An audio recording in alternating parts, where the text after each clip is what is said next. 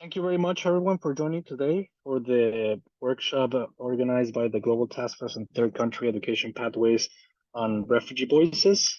This is the first workshop of a series of workshops that will be taking up through the year in collaboration with the Global Task Force on Third Country Education Pathways and its partners, and also its global community of practice. But said that, I will pass it over to you now, Kev, to please do the welcome remarks and introductions of the workshops. Thank you, everyone. Thanks, Alvaro. Hello, everyone. Good afternoon, good morning, good evening from wherever you are. I know it's too early for some of you, maybe late for others.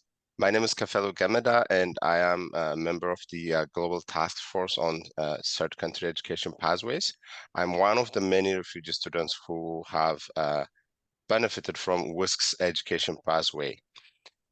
Thank you all for joining us today to learn from the very people who accessed opportunities via various pathways. It is a privilege to be here, accompanied by individuals who share my journey in various ways. You'll get a chance to hear from them their perspective, not only how pathways changed their lives, but also the challenge they faced throughout their journey.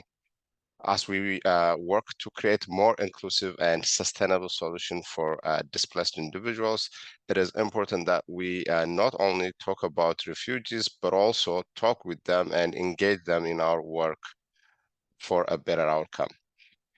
Between 2021 and 2022, the Global Task Force on Third Country Education Pathways hosted a series of virtual sessions entitled Expanding Global Solutions for Refugee Youth through higher education.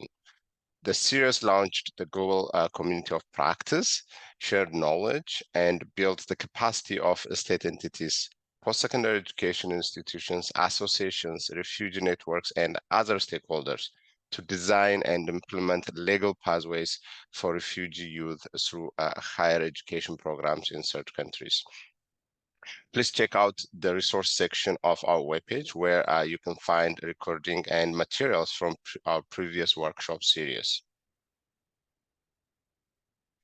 To continue building the capacity of relevant stakeholders to design and implement complementary education pathways for refugee students, the Global Task Force is currently working on workshops that will address key program design elements and challenges identified by the global community of practice.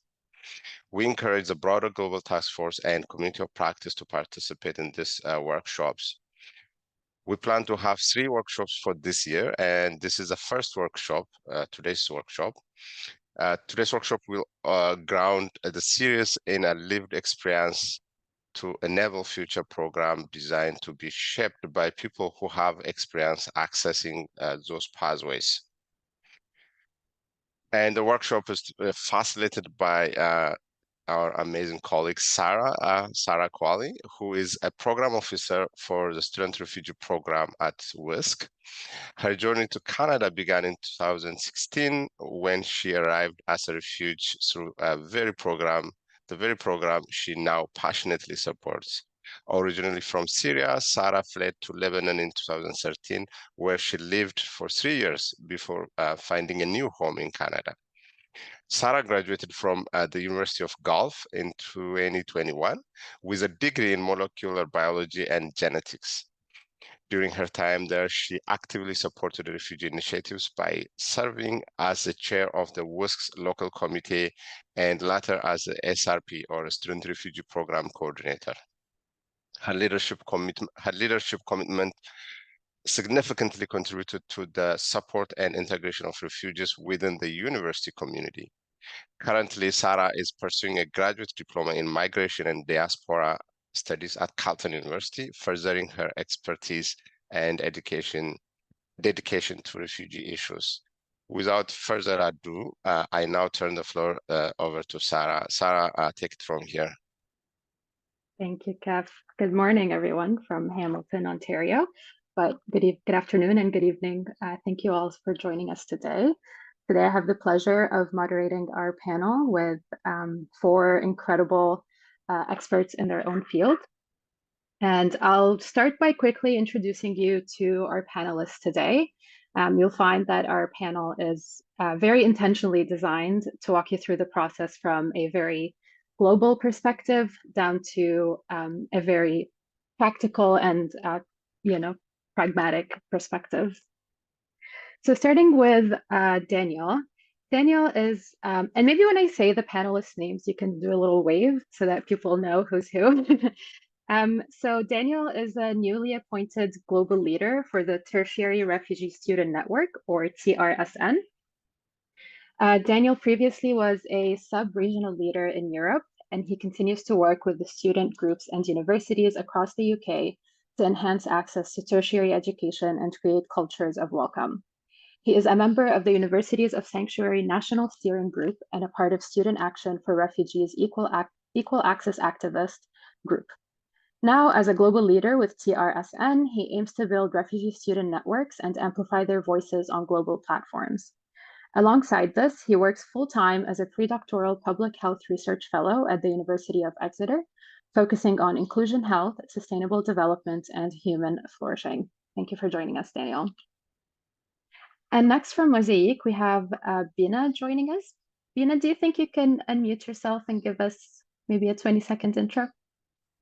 Yeah, sure. Hi, Sarah. Hi, everyone. So this is Baina. I'm the program officer in Mosaic Education, and I will surely give more introduction to Mosaic Education, but I have with me Ruqayya, who is one of our best facilitators who will talk more about it as well. Thank you both for being here today. Next, I want to introduce you to Hazem. So Hazem is, in 2012, he left his homeland, Syria, due to the devastating war, seeking safety and opportunities for a better future. His journey led him to the Kurdistan region of Iraq, where he dedicated himself to work and furthering his education. In 2016, he received a scholarship to study in Mexico.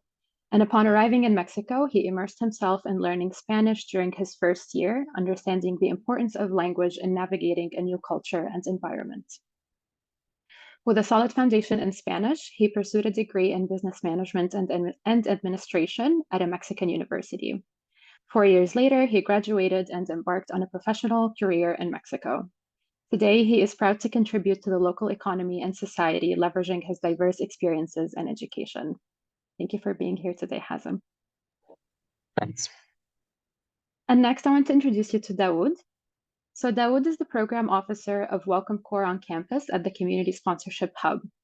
Prior to coming to the US, Dawood served for 10 years supporting refugees and immigrants in Egypt. He also worked with the International Rescue Committee, IRC, as a matching grant program intern. As a matching grant program intern, intensive case manager, and resettlement casework supervisor across the US. In 2022, he received an MA in social work from the Columbia University School of Social Work, concentrating on policy practice in international social welfare and services for immigrants and refugees. He also received a dual BA in law and economics from Cairo University in 2014. Thank you for being here, Dawood. All right, so we're all here today because we want to get a better understanding of how we can develop and implement complementary education pathways that offer flexible approaches to ensure that refugees are receiving quality education despite the barriers and challenges that they may face on their journey. And the design and implementation of these programs cannot happen without having refugee voices around the table. The input from refugees can help design pathways that are not only good on paper, but also in practice effective. And not to mention, refugee involvement ensures that these practices and pathways are sustainable and adaptable and can have continuous feedback to improve and rise to the new challenges and changes in the refugee context. And this is incredibly important because we all have an understanding of the unique challenges that refugees face. And if you don't have an understanding, then you're in the perfect place to understand. But with that understanding, are the programs and policies that are in place stepping up to meet the refugee students where they're at? Or are we expecting the practices that are in place for your average domestic or international student to also apply to someone from a refugee background? And, some of these unique challenges can be something as simple as a language barrier. But put someone in a classroom for a year, they come out speaking the language fluently, and you're good. But other challenges are a lot more complicated, like very complex trauma or documents that are impossible to access or significant gap in education. And today is an excellent opportunity to listen to firsthand experiences and get a better understanding of not only why the inclusion of refugees is important, but also to get a better understanding of our unique challenges and start to think about the policy changes that can make the programming that you do, the great work that you do, more inclusive and more accessible. And with that, like I said earlier, our panel is very greatly designed to walk you through the process. We'll start with a very global perspective with Daniel. So Daniel, hello. Can you tell us a little bit about TRSN, the Tertiary Refugee Student Network? What are the main goals of TRSN, and how are those goals linked to expanding complementary education pathways? Thank you, Sarah. So the TRSN, the Tertiary Refugee Student Network, was established in 2019. It's a collaboration of a few different organizations that recognize the need for refugee students to have a voice that can speak to the changes that they want to see, both locally, representing the nations and regions where they are, but also connecting together globally to, in the spirit of collaboration, share knowledge and collaborate together and build each other up. So the main goals of the TRSN are around four main points. So first is to expand its membership. As I mentioned, TRSN has existed since 2019. At the moment, we have networks represented within the TRSN, mostly in Africa. So East Africa, there's a strong representation there. And increasingly in places such as South America, Latin America, the East Asia, and the work I've been doing is trying to see if we can increase that representation in Europe as well. So one of the main goals is to increase this membership.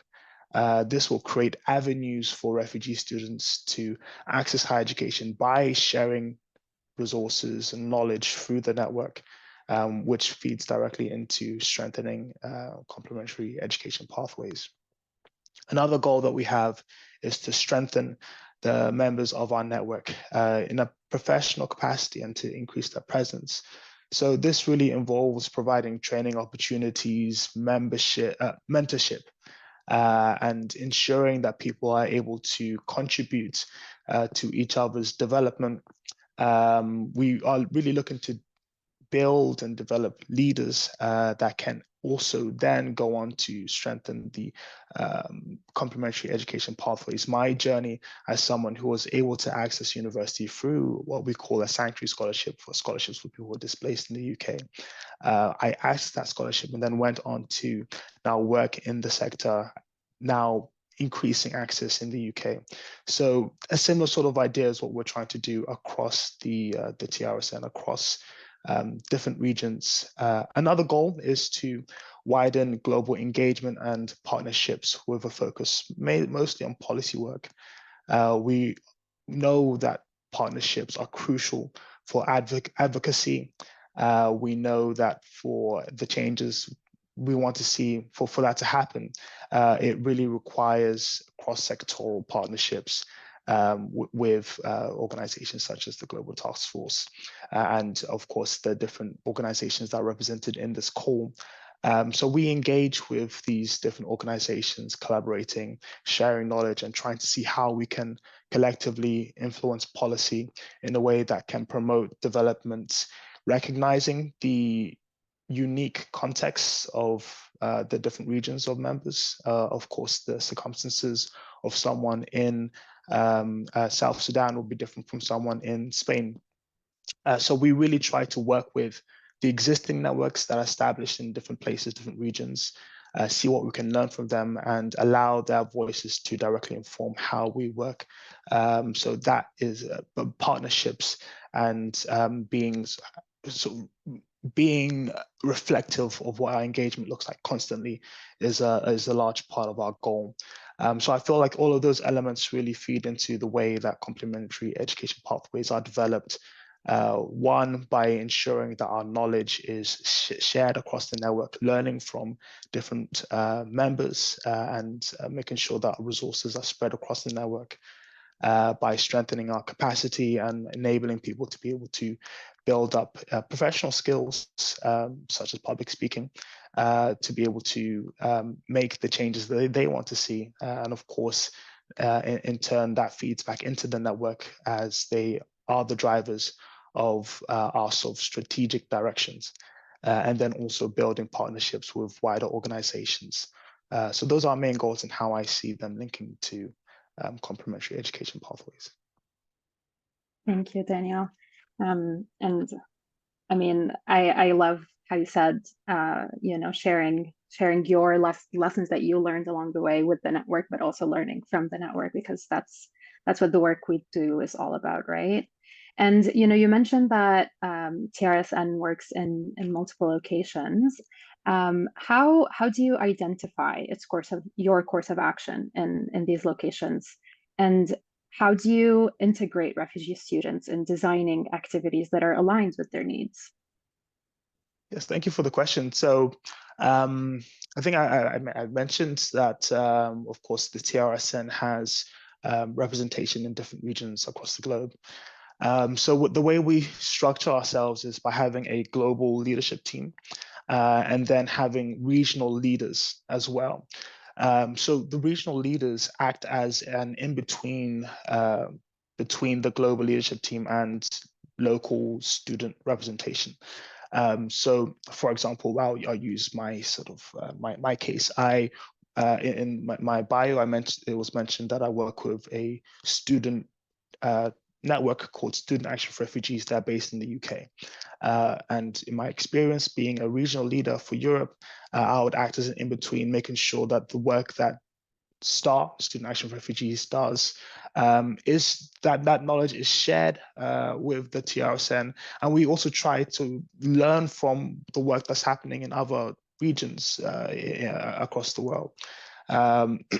So we make sure that structure works in a way that what's happening locally can inform what's happening globally, what's happening globally can inform what's happening locally. We also try to make sure that we have a diverse membership. So again, we look to see what networks are already established in the locations we aim to work with. And we try to see, okay, who are the people that should be involved in the process of our expansion? Who are the people that should be involved in the process of how we direct ourselves?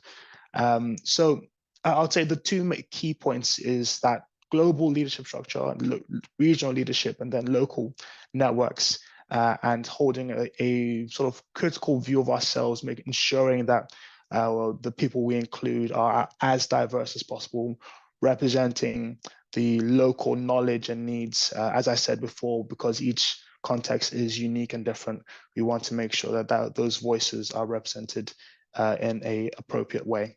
So yeah, I think that would answer your question as best I could.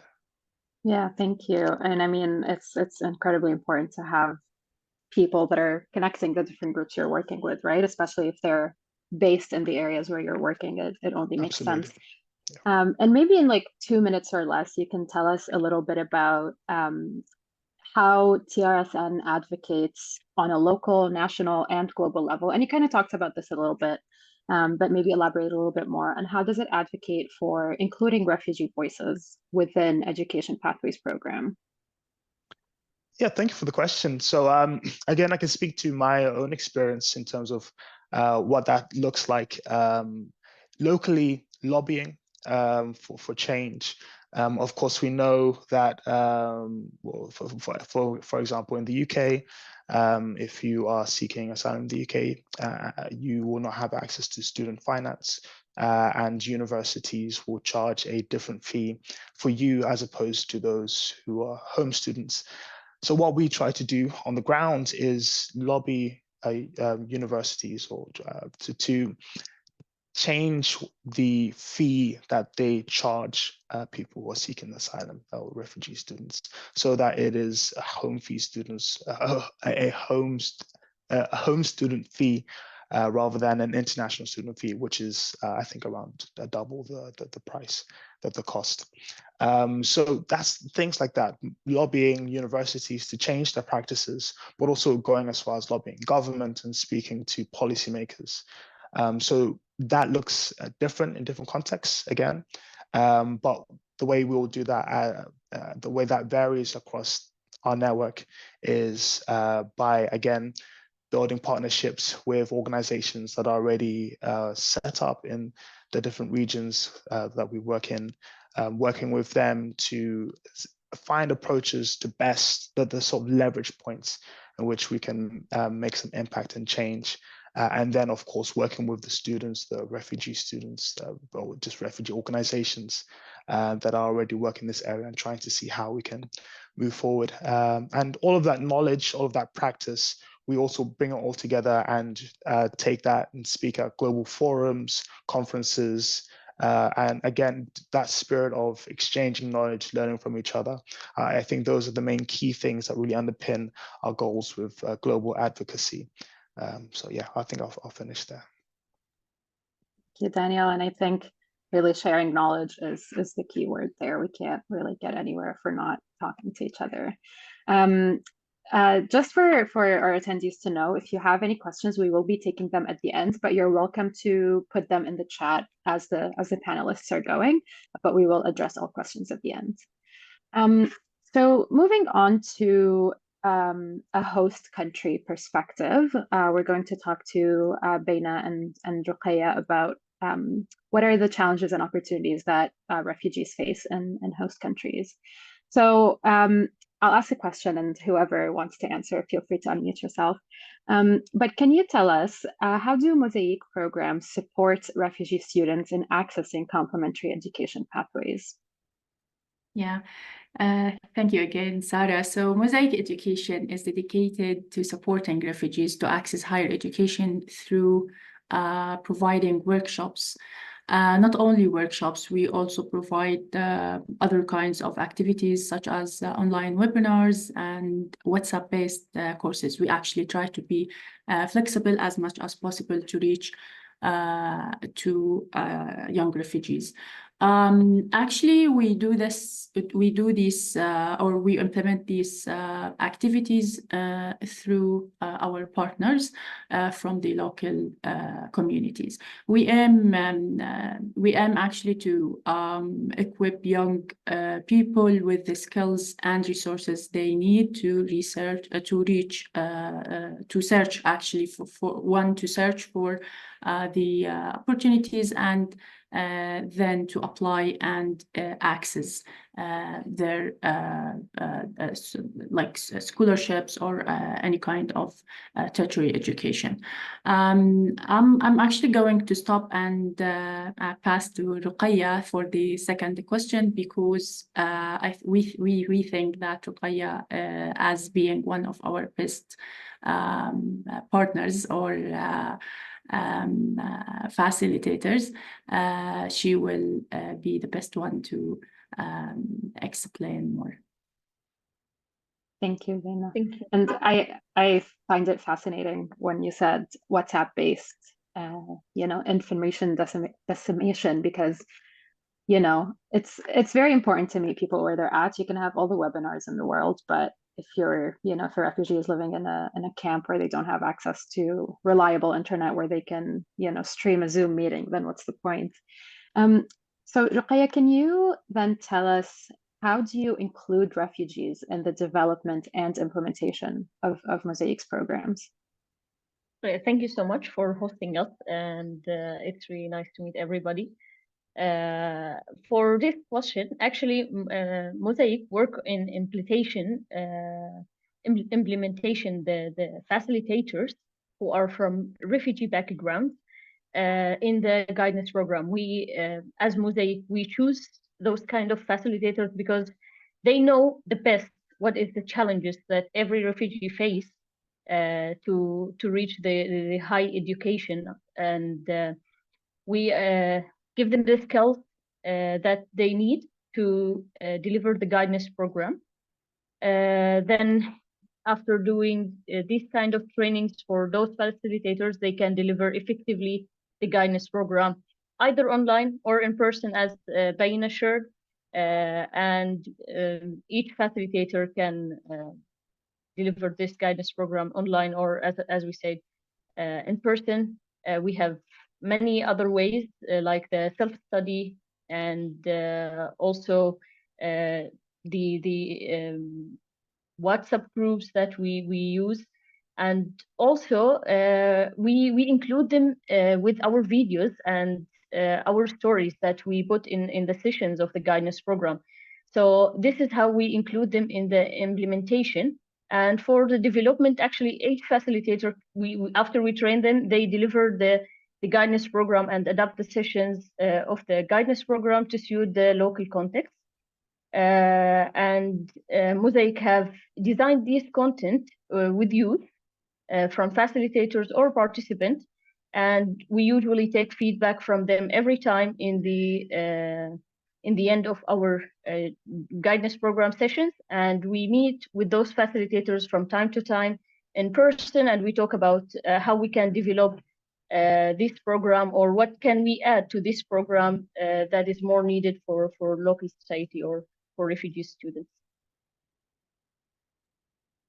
Wow, and I mean, speaking of context, you would think that, you're working in Jordan and, all refugees in Jordan would have the same experience, but no, still, yes. You have your refugees who are working in very specific, counselors who are working in very specific contexts are changing the content to meet those the local needs. It just kind of goes to show how minutely unique those challenges can be. And again, question to both of you, but with all of that being said, from your experience and your work with refugees, what are the main barriers that refugees that are enrolled in your programs in first countries of asylum, a country like Jordan, what are the barriers they face when accessing education pathways, and how does your programming support the refugee students to overcome these barriers? Thank you so much. Actually, there are several barriers, and one of them is the lack of guidance or awareness about the scholarships, where to apply and how to apply. And for that, as we mentioned, we provide the guidance program through our activities from the workshop sessions, either in online or in person, the self-study and the webinars that we provide. And there's another barrier, which is the language. And usually we do English program. We also give resources for the students, how to access to learning English language and the online courses. And there's another barrier, which is the lack of scholarships. And that's what we do. We give them the knowledge about any available scholarships or any opportunities that are coming continuously. We share it with them on the WhatsApp groups, and there is also the higher equipment and standards of the scholarship. This is also a really real barrier for refugee students.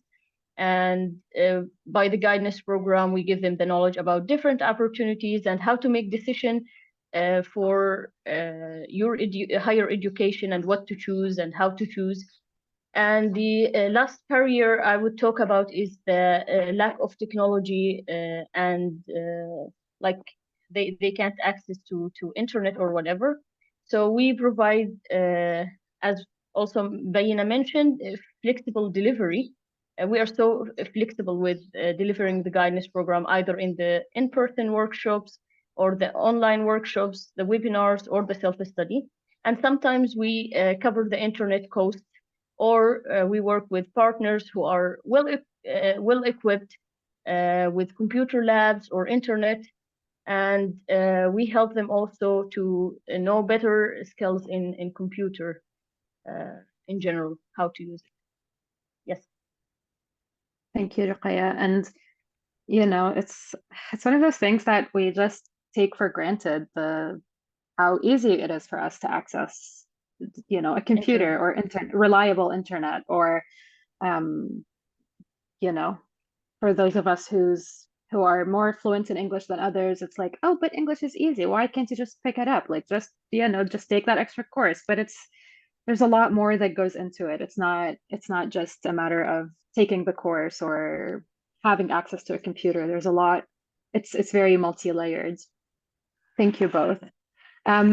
We'll move on to talk about third countries of asylum and talk about reception and integration with Hazem.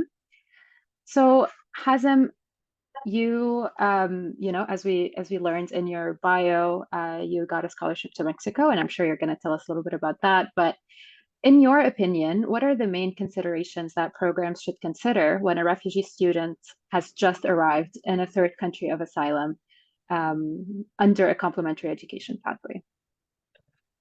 Thanks, Sarah.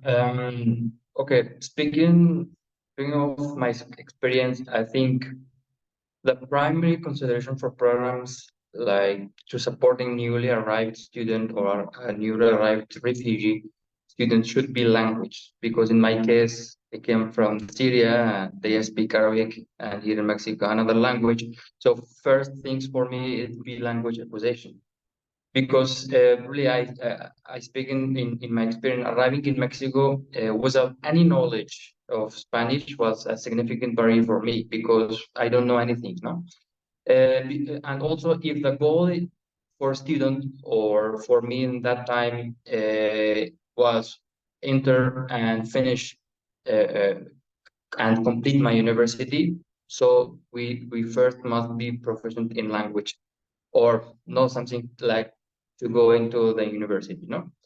And because also because the language skills are also crucial for cultural integration and allowing the student to better understand and engage with their new environment, no?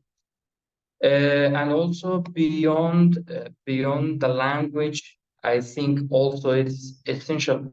It should be in focusing in cultural integration, because refugees are not just here to study, but they are becoming part of new community and country. Additionally, I will add also the knowledge of residence and migration law here in Mexico, especially because understanding the legal framework help refugees, and it would help me in that time to navigate our new life and ensure our safety and lawful and secure. No?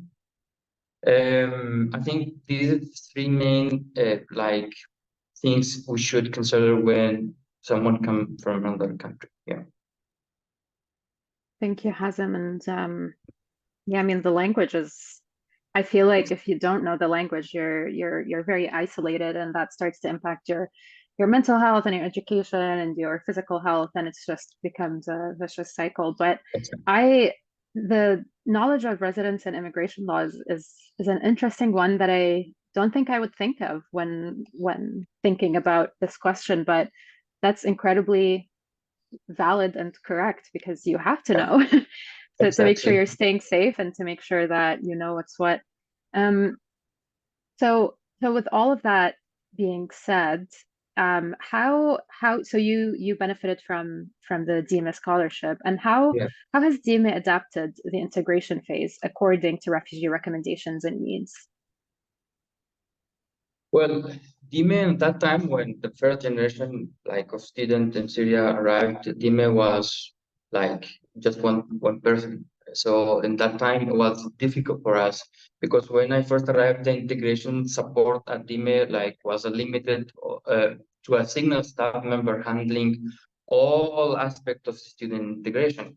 However, as the team expanded and the integration process became more effective, my generation then received an increase in Spanish language instruction and more comprehensive cultural integration activity. And we also had more events and sessions organized by UNCR because DIME was having contact with them, so they provided us all these sessions and providing us crucial information on migration, resident and laws in Mexico, and we just feel more integrated in the culture. And I think from then, we as students, as refugees, we start understanding more about the culture, integration, and DIME was more near to UNHCR recommendation and refugee recommendation in all the world. So they start implement all these things into the DIME, no? So we feel more, we are like integrating the culture, so we are saving, we are feeling more safe to continue our goals, like in my case, to complete my study. Yeah. Wow, I didn't know that it was just one person when it started. I mean, Yeah. an incredible feat. Now, big organization. Yeah, but it's great to hear that, I'm sorry that your experience was hard, but your experience helped shape future experiences and make future experiences a lot better. And it's definitely better than nothing. As someone who also left in 2016 when everyone was very excited about bringing in Syrian refugees, it was definitely much needed. And as hard as it was, it's worth it, because look at you now. Yeah. No, but I mean, just to add, my experience wasn't hard more than another people who suffered to arrive to another country. Thanks God, and thanks Habesh, and thanks Mexico. Like, even it may be hard for me, but I think in that time it was so good. And as initial of any organization, we just have to learn about the culture of, because Mexico and DIME has to also learn from the other country when they are receiving people from, not just us to learn about Mexico. Yeah. No, absolutely. And I mean, the journey is hard regardless, even if it's with the most established organization, right? Yeah. So now you have finished your university degree and you are here today. So can you tell us, how do refugees who finish their education pathway advocate for expanding pathways in the receiving country? Or, in your case, as a DIME alumni, how has the approach been implemented? Good question. When I was in Iraq, in Kurdistan region, and seeking to have an education, initially my plan upon in arriving in Mexico was to complete my education and earn my degree and return to Syria to aid rebuilding my country. However, as I processed through my studies, I realized that merely finishing my education wasn't enough preparation for me and to challenge, like for the challenges ahead. No? But later part of my university and experience and my post-graduation period made it clear for me that professional development and practical experience are crucial, like to be more prepared. Now, working in Mexico and having built a robust professional career in Mexico, I felt truly more prepared to offer magnificent support either in my home country or here in Mexico. Now, we are more prepared more than when we just finished our school. And my journey underscored that importance of not just completing an education pathway, but also ensuring that students, after they graduated, gain comprehensive skill and experiences that empower them, like to contribute effectively, whether they choose to stay here in Mexico or just to return their country. Because finishing the study is not just enough, but also they have to have more experience and more skills to, if they are planning to come back, so they can really help their community there. Yeah. Yeah, absolutely. And I mean, we hear it a lot. I had the honor to interview SRP student candidates last year, and we hear it a lot. It's like, what do you want to do after you graduate? And it's like, I want to return to my home country and build. And that's a great ambition to have. And I think a lot of folks do end up doing that, but it's also important for those of us who choose to stay and choose to do work like this. Thank you, Hazem. Moving on to Dawood, who's going to walk us through the experience of refugee students accessing an education pathway without an official established program. So Dawood, can you walk us through the main challenges to accessing an education pathway without institutional support?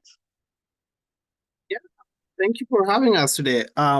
Just for those who don't know me, Dawood Mayam, I'm program officer for Welcome Core on campus, and this is a new pathway for refugees students to access higher education here in the US. I'm a former refugee student myself, been a displaced person for nearly 25 years, experienced all type of displacement from an IDB, my home country, to asylum and refugees, coming to the US, starting the cycle again, being an IDB, being asylum seeker, refugees, TBS, all those type. One thing in common that I see and experience is either in the, country of asylum, the lack of access to quality of education in the case of primary and secondary education, and the lack of accessing higher educations in the case of US here would be, major challenge. And it's due in part because one challenge I will say is the limited, limited space and limited opportunity for refugees to access higher education. As you all know today, it's only 7% of refugees can access higher education compared to the 40% of the global population. That has been a major challenge. When I came as a refugee student myself through the Columbia University scholarship 3 years ago here in the US, it was offered to us. And we were only 8 refugees students from different countries among the 2,000 who applied to come to the US and access higher education through this private sponsorship or private scholarship. We came here and realized major 3 challenges. And number 1 was basically immigration issue. We came through F1 visa. As you know, F1 is only for non-immigrants interns. If you come through F1 visa to the US, that means after you graduate, you need to go back to your home country. We were 5 of us coming from the camp. So that's a challenge by itself. After we graduate, you can't take refugees after graduating from US back again to the camps because that's a significant challenge by itself. So a lack of a clear immigration support and legal support was one issue 8 of us all experienced. Number 2, lack of clear support, academic and social support. In case if you come as an international student here in the US or even a refugee student, you go straight to university and sometimes you don't have an idea how US education system functions, so you need the support there, social support and other people to give you directions in terms of enrolling the classes, become succeeding, finding libraries, studying. Everything is totally different here in the US. So having that lack of clear academic and social support was significant to all of us as refugees coming to this country. And the last thing is, as you may know, US has never had any clear complementary pathway for refugees to come straight to the university until this program became existing last year. So all refugees who were coming through P1 or P2 or P3, all of them were coming straight for resettlement only, but there were no any paths to offer both education and resettlement. So in our case, so these were challenge basically my self-experience and all of my fellow refugees students. Thank you, Dawood. Yeah, I mean the lack of academic and social support is so real, and it's so important because, like we were talking with Hazem, it's a ripple effect. It's if you're not doing well mentally, you're not doing well in school, and if you're not doing well in school, you're not doing well mentally. It all feeds into each other, and it's a little push of support can make a world of difference. So, you were talking about how there was no education pathways in the US before Welcome Core on campus. So can you tell us about how has your lived experience supported the design of Welcome Core on campus? Sure. When we arrived, experienced those challenges, the first question we said, oh, That's what we did not thought about. We're starting reaching out to different organizations and advocacy group, and we find all of us were lucky during that time.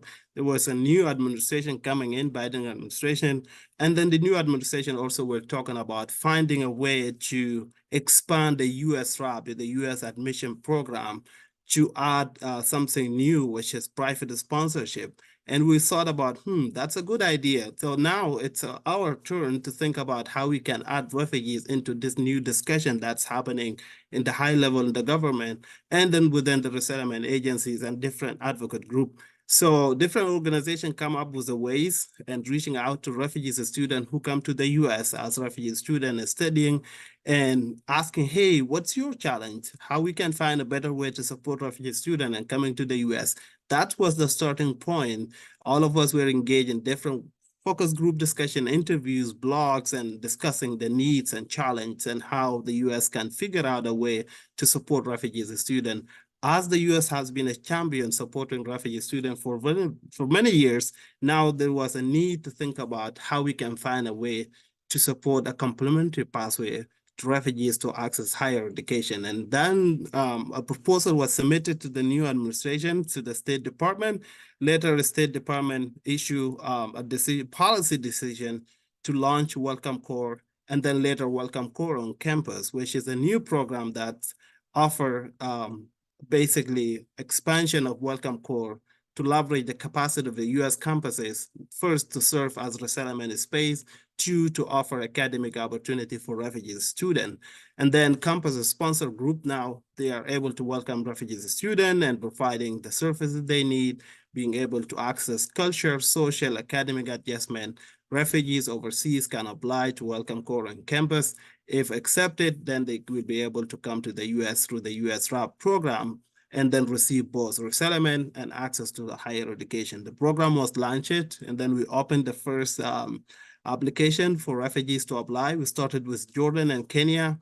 We have the first group will be arriving in next 2 months. Now we are in the traveling processing to welcome about 33 refugees students coming to the US to study in different campuses. And then we have a pilot program. It's next year we'll try to bring about 75 refugee students, and then the last year we'll try to bring about 100. This is the first 3 years, but then there's a plan after the first 3 years, this program should be continuing. And because this is basically is addressing the need and offering opportunity that refugees students may not have it in different countries. So we're starting that way, but now we are all glad having this kind of opportunity to have a clearer pathway to welcome refugee students in different US campuses. Congratulations, Dawood. I mean, that's incredibly impressive. And you know, you were explaining how you have been involved from the beginning. But in your experience and in your opinion, is it better to include refugee voices from the beginning, like your experience was, or until the program or the organization has certain experience? In my case with Welcome Core and Campus, for example, it was from the get-go, basically. We came here and realized this is basically the F1 is not working for refugees students. The current pathway that the US offer for humanitarian needs does not offer any kind of support to access higher education. It may offer a resettlement, it may offer a protection measure, but does not offer a need to access a higher education. And that's why there's been a discussion between different stakeholders. And we're lucky, while that discussion taking place, we thought we need to jump in there. You can't make a decision on the table while the people who are going to benefit from this, they're not there. And then they realize there should be a need on refugees to sit on this table. And not only in the table, today the program is run by different folks with refugees background. Myself as refugees, I'm a program officer, and we have ambassadors, refugees ambassadors representing the program and talking about it with different campuses and overseas to make it sure this program exists and it's for refugees. So our voice was from the get-go. We participated in different focus group discussions, we in different videos, talking to Congress, talking to people that we know can make a decision and impact refugees to have this access. And today, I remember just a few months ago, we added a new feature to the program, what we call refer refugees as student or naming refugees as student. That's mean a program now, campuses can actually not only offer the private sponsorship for refugees student, but also they can name particular refugee student in different countries, say, hey, that refugee student, we need to bring that person to the US here and get benefit from the program. Because when we started with only matching. That means you can submit application and then the program will match you with any refugees in the pipeline, but now it's matching and naming. So you have an opportunity even to name somebody who need access to higher education here in the US. So that's starting from a discussion, engaging refugee student who knows the challenge, who can suggest something that will be creative and will be beneficial for all refugees. Thank you, Dawood. I really love what you said about, you can't make decisions about us without us. That just does not make sense. And I wholeheartedly agree. I think that's the overall theme of our panel today. That was the last of our, pre-planned questions, but I'm going to open it to the floor. If anyone has any questions, we have a few minutes left. So if you have any questions you'd like to ask any of the panelists, please feel free to put it in the chat. I don't know about you all. I know I was sitting here taking very aggressive notes. I just want to make sure I wrote everything down because everyone's saying really great things. We'll wait a few more seconds to see if any questions come in.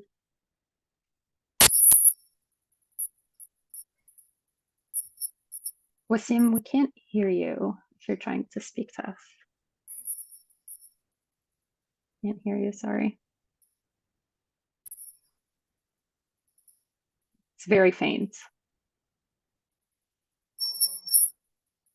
A little better, still very faint. Sorry, do you want to try typing your question in the chat?